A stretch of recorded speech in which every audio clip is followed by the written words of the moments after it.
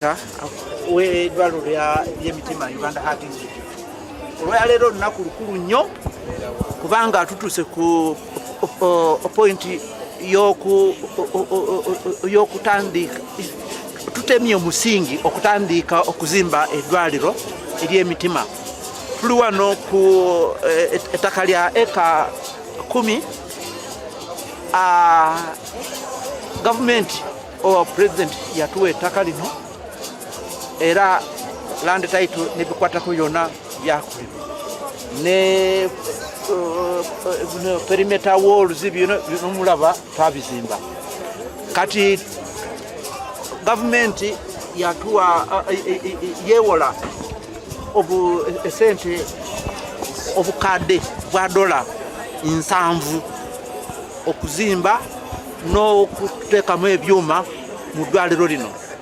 Kati esente baziwola mu OPEC fund ne Saudi Development Fund. Kati tutuse ku level ey'okuzimba. Contractor, Arab contractors, company ya Egypt yafuna contract. Kati okuzimba kunatwala bangala emyezi 24. Eddwaliro linabanga lina ebitanda 25. Intensive care units mulimu ebitanda 40. Operating theater ziri 3. Cath lab ziri 2. Kati zina tusoboseza okubanga tusobola okujanja okulongosa mu theaters ne mu cath labs abalwadde oba procedures 15. Kiba kirinye okuva kwebyo bye tusobola okukola olwaleero eziri 10 lwokka. Kati okutongoza okuzimba eddwaliro erinabanga lirongoose Mitima. Tetugamba nti tugenda kuteekawo eddwaliro pya. Eddwaliro lino libaddewo naye nga liri Mulago. Naye okusinziira ennamba y'abalwadde ab'emitima bye bagenda beeyongera kitukwatako ne twongera facility. So kati wano we tugenda okukola tugenda okuzimba eddwaliro ery'ebitanda 225 nga bijja kubanga nga bitunuulira mainly abalwadde abalina complications za pressure n'emitima, abaana abazaalibwa nga balina ebyo ebituli mu mitima, balina congenital heart diseases, byonna endwadde zonna ezikwata ku mutima gye tugenda okukolako. Ekirala tujja kuba nga tukola training, tujja kwongera okusomesa abasawo mu ndwadde zino eza non-communicable diseases, specialist. Era kye tubadde tukatirizaako amaanyi kulaba nti bwe tutandika eddwaliro bwe litandika okukola lijja kutuwa chance tusobole okuleeta ne bannaffe abannayuganda abakolera ebweru abaava wano nga tebalina byakukozesa. So kijja tuyamba tujjanjabe abalwadde ababadde bagenda ebweru kubanga tubadde tetulina okusobola oba obusobozi obumala. Doctor, na problem wagemye omuntu yaso. Twatandise okugema, tulina vaccine egema obulwadde buno obwa Ebola. Kuba tumanyi nti Uganda eri mu belt y'obulwadde buno. So tulowooza nti bwe tugema kijja tuyamba okuziyiza even n'ebibwa bitalaze nkati nga eno outbreak yabaddewo tutwasoose kugimanya mu basawo baffe. So okugema abasawo baffe kijja kutuyamba nnyo babe protected. Leero nga zigenda okugenda ku market, open market, ziyita mu mitendero ezigezesebwa. Tewali mu nsi yonna abaali bafunye Ebola Sudan okujjako ffe. So n'eddagala lino era tulina okulikozesa wano. So ate nga basooka okuligezesa mu bantu batono okulaba safety nga ddungi nga liri safe. Kati kye twagala okulaba li protecting. Ate tosobola kugamba nti ogezesa omuntu eddagala omuwe Ebola kulaba oba protecting. So oyina okugezesa mu condition gy'oba olimu. We begin a new journey of constructing a world-class cardiovascular facility. This is not to say where we have been is not world-class. You have heard from various people it's very small. But it has all the ultra-modern equipment, but very small. So we need bigger space. And that is the journey we are beginning on. I urge all stakeholders, especially the contractors and the project managers.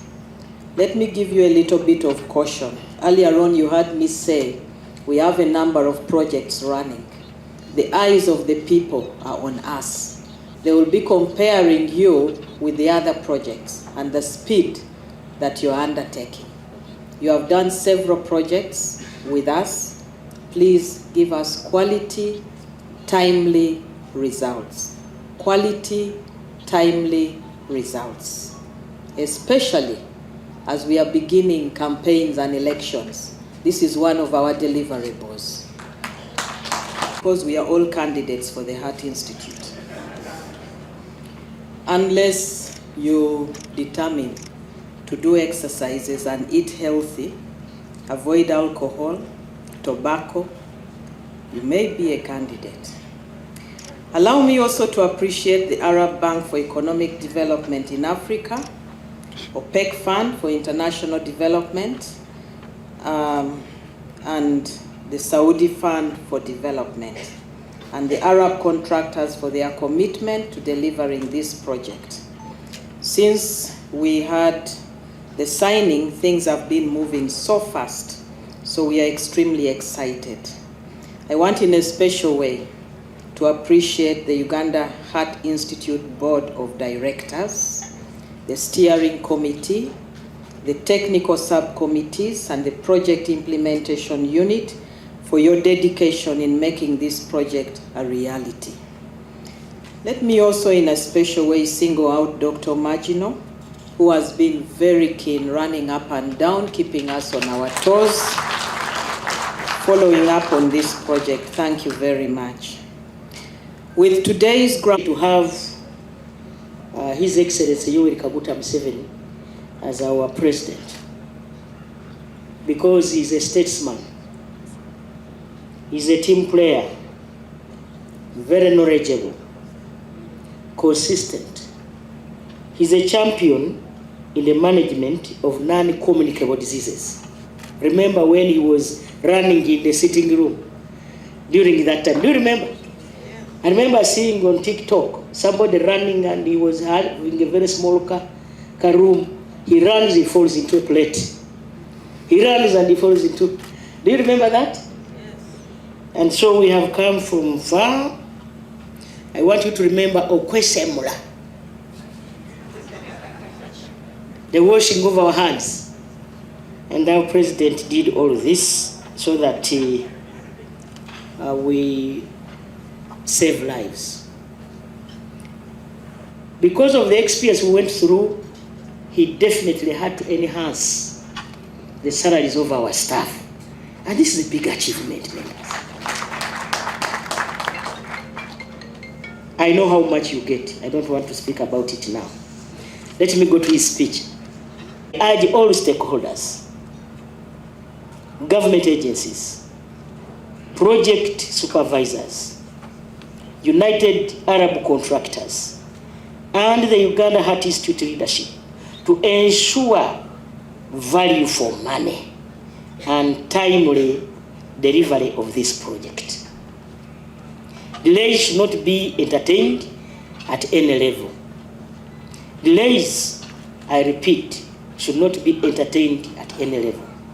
The people of Uganda deserve a fully operational world-class heart institute within the agreed time frame of 2 years. That means 2027.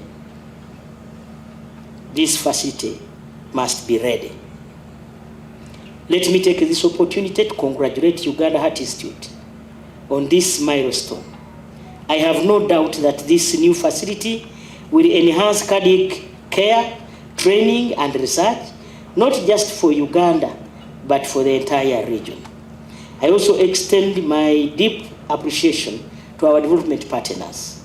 BADEA, OPEC Fund, and United Fund for Development, Saudi Fund for Development.